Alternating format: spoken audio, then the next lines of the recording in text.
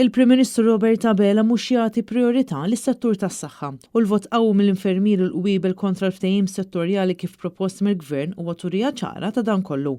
B'din il-professjoni tkun inqas waħda mħallsa mill-professjonisti kollha li huma impjegati f'dan is-settur. Dikjarazzjoni ċara mill-President tal-MUMN Paul Paċ meta l-erba' filgħodu indirizza konferenza tal-aħbarijiet ftit sigħat biss wara l-infermieri u l-qwiebel iddikjaraw li ma jaqblux mal-proposti li tom il-Gvern. M'hemmx dik il-ħeġġa s'issa li jisma' nitfaw nindirizzaw is-settur tas-saħħa, mhuwiex priorità, ma jridx jitfa' flus fiha, ma jridx. Is-sinjali huma ċari. U n-nurses hemmhekk ħassew. Il-laqgħa ġenerali straordinarji l-infermieri u l-qwiebel issejħet mill-MUMN sabiex il-membri stess jażlu jekk il-ftehim settorjali mogħti mill-Gvern huwiex aċċettabbli jew le. Għal din il-laqgħa attendew total ta' 804 membri, illi minnhom 785 ivvutaw kontra. Dan ifisser li 97.6% tal-infermieri u l-qwiebel ma jaqblux mal-proposti tal-Gvern. Paul Paċ qal li huwa fl-interess tal-poplu kollu li jkun hemm iktar investiment f'dawn il-ħaddiema jekk verament irridu li jkollna servizz tas-saħħa sostenibbli. L-MUMN qalt li l-allowance li propona l-Gvern f'dan il-ftehim settorjali kien ilaħħaq biss għal madwar 2,000 euro fis-sena. B'din tiżdied jekk l-infermieri jaħdmu total ta' madwar 60 sigħa fil-ġimgħa.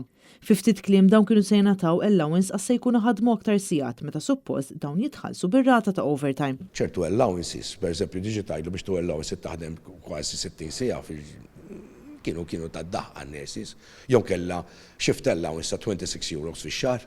Għada kif se nħajru żgħażagħ b'da ċifri. Ġifieri da li tqaset jipprova għall-interess tiegħu, għall-interess tas-pazjent, jindirizza dal-problemi. Ġifieri tinduna li m'hemmx ħeġġa x'kieku ma konniex naslu f'dan l-istadju.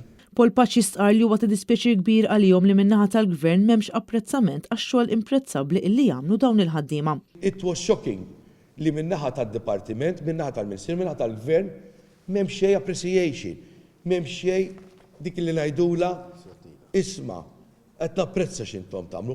Ġifieri ħadd ieħor għandu paga aktar minna u responsabiltajiet m'għandux daqsna. Huwa fakkar kif l-infermieri jieħdu ħsieb is-swali saħansitra anke matul il-lejl, iżda din ir-responsabilità ma kienx riflessa f'dan il-ftehim. Tinket, nurses validi, tajbin, but I'm moving on. I am moving on to a less stressful environment. U daw l-affarijiet, l-awtoritajiet, isu xejn mhux xejn. Għax things are going from bad to worst. In-niżla hija qawwija.